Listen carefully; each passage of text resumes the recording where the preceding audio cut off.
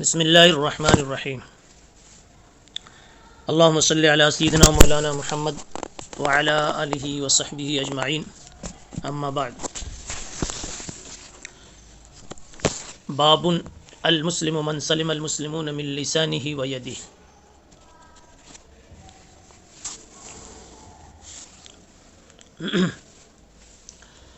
به قال حدثنا آدم ابن ابی ایاس قال حدثنا شعبة عن عبد الله بن ابي الصفر واسماعيل عن الشعبي عن عبد الله بن عمرو عن النبي صلى الله عليه وسلم قال المسلم من سلم المسلمون من لسانه ويده والمهاجر من هجر ما نهى الله عنه. قال ابو عبد الله وقال ابو معاوية حدثنا داود بن ابي هند عن عامر قال سمعت عبد الله بن عمرو يحدث عن النبي صلى الله عليه وسلم وقال عبد الاعلى عن داود عن عامر عن عبد الله عن النبي صلى الله عليه وسلم. طلبہ عزیز، کتاب الایمان کا چوتھا باب ہے. اس باب کا حاصل ہے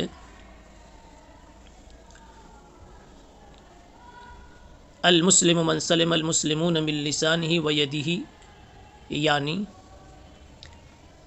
اسلام کی بنیادی چیز کیا ہے. یہ ہے اس باب کا، اس عنوان کا، اس عبارت کا حاصل، کہ اس مسئلے کو اس میں حل کیا ہے کہ اسلام کا بنیادی جوہر کیا ہے. اس کو یہیں حل کر لیجئے. اسلام کا بنیادی جوہر انسان کے معنی سے ملتا ہوا ہے.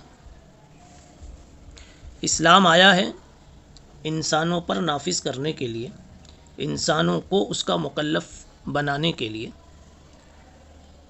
تو یہ اسلام انسان کے مزاج سے بالکل میل کھاتا ہوا ہے. اس لیے اسلام کا بنیادی جوہر وہ ہے جو انسان کا بنیادی عنصر ہے، اور انسان کا بنیادی عنصر انسانیت ہے. تو اسلام کا بنیادی عنصر اور بنیادی جوہر وہ سلامتی ہے. اور دونوں کا بڑا لازمے جیسا جوڑ ہے. جب انسان میں انسانیت زندہ ہوگی، سلامتی برقرار رہے گی، اور جہاں کہیں سلامتی آپ کو نظر آئے گی اس معاشرے میں آپ انسانیت ضرور زندہ پائیں گے. دونوں میں تلازم ہے. یہ ہو ہی نہیں سکتا کہ انسانیت ہو اور سلامتی نہ ہو، بے امنی ہو. اور یہ بھی نہیں ہو سکتا کہ سلامتی مکمل ہو، ہر اعتبار سے سلامتی ہو اور وہاں انسانیت نہ ہو. ایسا بھی نہیں ہو سکتا. انسانیت کے نتیجے ہی میں سلامتی آتی ہے، سلامتی کے نتیجے میں انسانیت آتی ہے. اور شاید یہی وجہ ہے کہ سب سے پہلا انسان، سب سے پہلا بشر وہ انسانیت والا بھی تھا اور سلامتی والا بھی تھا، یعنی اسلام والا بھی تھا، جس کا نام ابو البشر سیدنا آدم علیہ السلام ہے. حضرت آدم علیہ السلام پہلے انسان ہیں اور پہلے مسلمان ہیں. اور ہر مسلمان میں، صاحب اسلام میں، سلامتی کا معنی مضمر ہوتا ہے. گویا سب سے پہلے انسان کے ساتھ جو انسانیت لگی ہوئی تھی، اس کے نتیجے میں دنیا میں سب سے پہلے سلامتی کی شکل وجود میں آئی. تو اس باب کا حاصل یہ ہے کہ اگر حقیقی انسان آپ ہیں تو یقیناً آپ حقیقی مسلمان بھی ہیں، اور حقیقی مسلمان جب ہوں گے تو نتیجہ یہ ہوگا کہ عالم میں آپ کے ہاتھوں سلامتی پھیلے گی. ابواب کی ترتیب کے تعلق سے تھوڑی سی بات ذہن نشین کر لیں کہ اس کے پہلے یہ بتلایا گیا تھا کہ ایمان کے بہت سے شعبے ہیں. پھر حیا کو خصوصیت سے بتلایا گیا. اب اسلام کے جو بہت سے شعبے ہیں، 70 سے زائد اس کی شاخیں ہیں، تو کیا کیا ہیں؟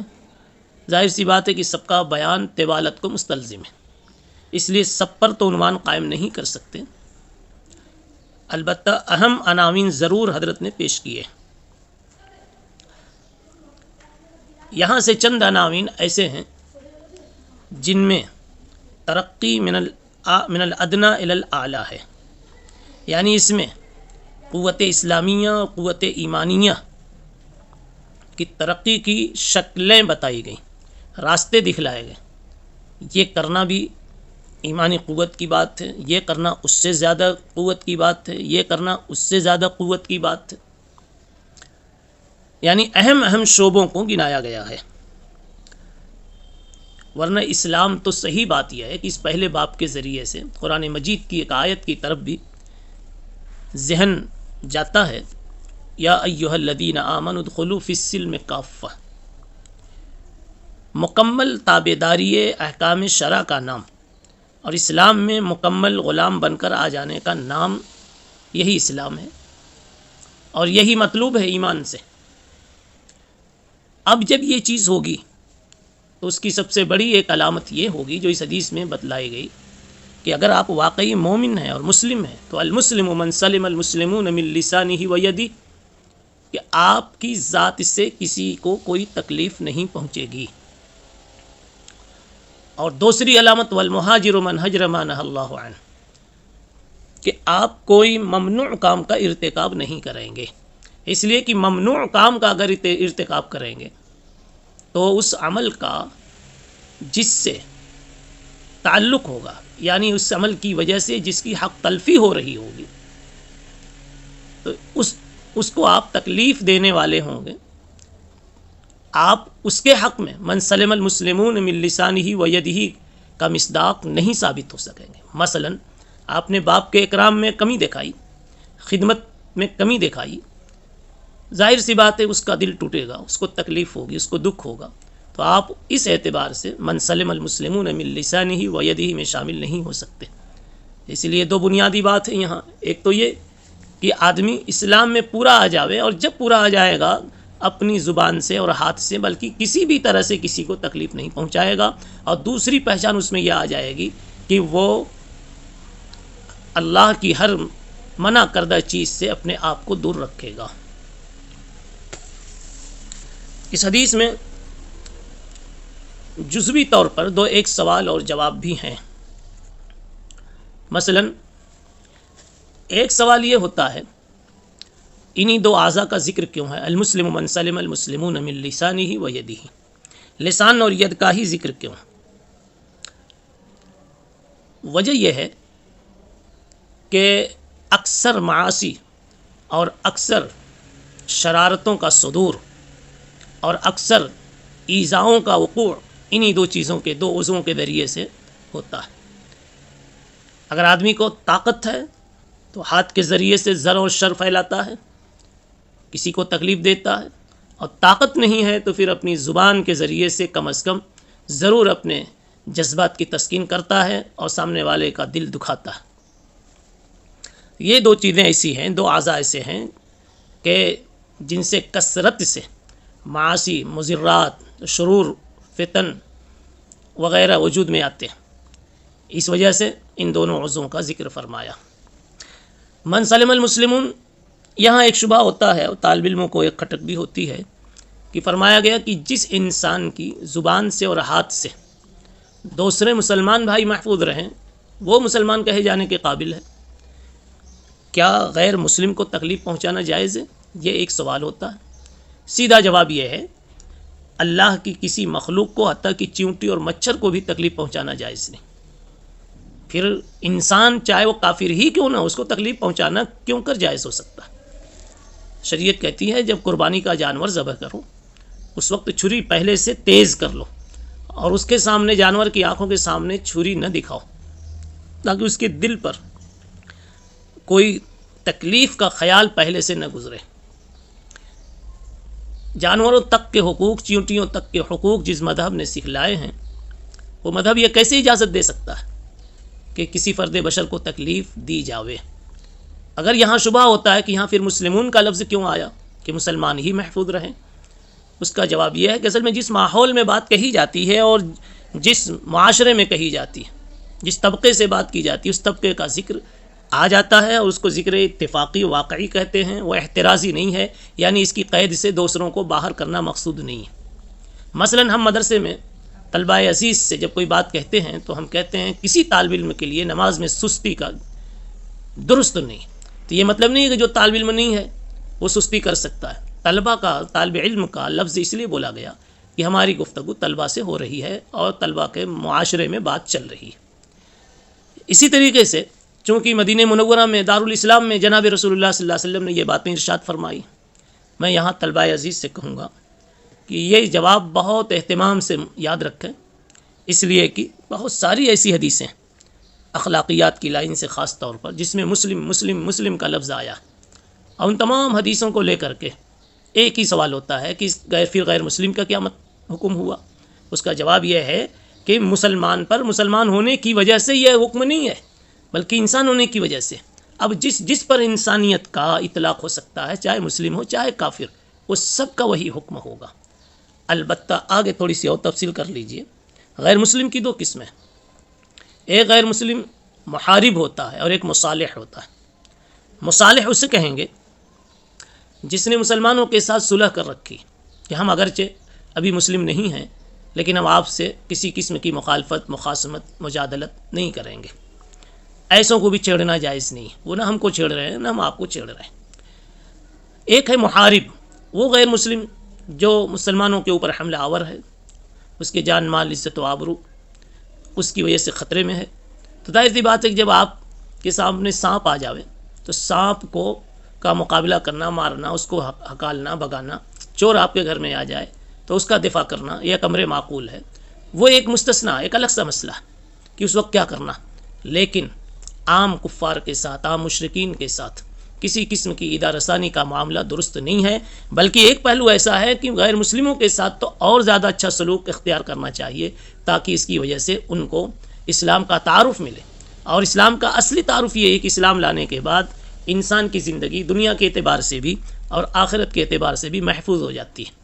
دنیا کے اعتبار سے بئی طور کی اب اس کی عزت، اس کے مال جان سے کوئی تعرض نہیں کر سکتا، اسلام اس کی اجازت نہیں دیتا۔ اسلام یہ کہہ رہا ہے کہ سارے لوگ چین سے سوئیں اور چین سے سونے دیں، چین کی کھائیں اور چین کی کھانے دیں، خود آرام سے جیے، آرام سے جینے دیں، یہ اسلام کا مزاج ہے اور اسلام کی روح ہے۔ دوسرا ٹکڑا ہے والمہاجر من ہجر ما نہی اللہ عنہ، مہاجر وہ ہے جو اللہ کی منع کردہ چیزوں کو چھوڑ دے۔ مہاجر سے مراد یہاں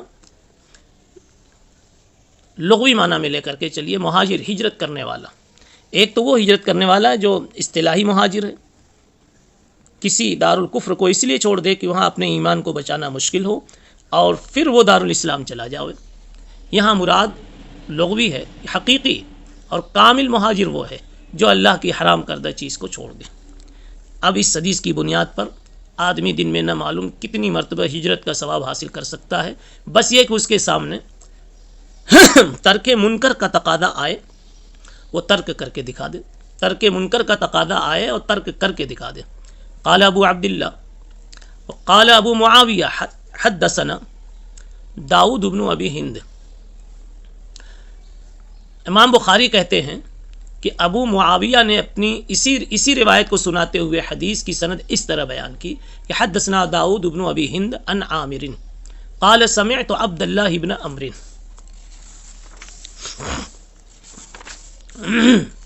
یحدث عن النبی صلی اللہ علیہ وسلم۔ یہاں امام بخاری رحمۃ اللہ علیہ نے روایت مذکورہ کی ایک دوسری سند پیش کر دی ابو معاویہ کے طریق سے۔ ابو معاویہ پہلی سند میں نہیں ہے۔ اب ابو معاویہ کو پکڑ کر کے امام بخاری نے حدیث سنائی تو یہ سند تو ہو گئی دوسری، لیکن یہ معلق سند ہوئی، تعلیق ہوئی۔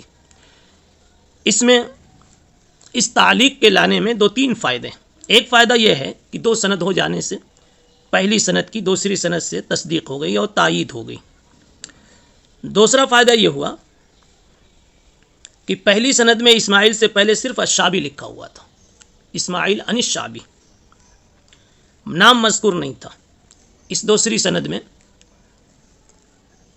عامر لکھ کر کے ان عامر وضاحت ہوگی کہ شابی سے مراد عامر شابی ہیں جن کا نام عامر ابن شراحیل الشابی.